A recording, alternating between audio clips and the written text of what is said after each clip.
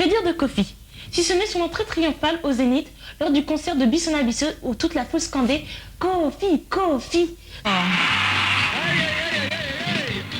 Cela présage un bon augure pour son Bercy l'an 2000. Du jamais vu dans cette salle, le concert a commencé à 2 h du matin pour se terminer à l'aube. Un triomphe pour Kofi, surnommé le Julio Iglesias de l'Afrique.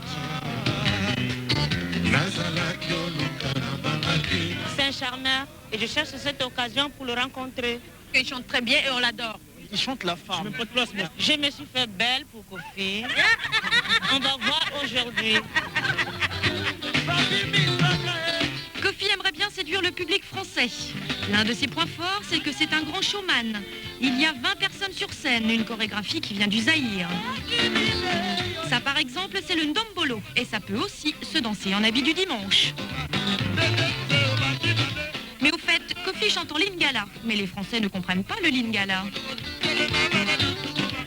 Vous savez, on n'a pas demandé à Michael Jackson de chanter en français pour qu'il soit agréé en France.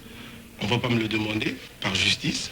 Et donc les Français qui sont un peuple à l'esprit très ouvert, je suis sûr qu'ils vont s'y faire. Ils vont savoir sur quel pied danser, c'est le cas de le dire.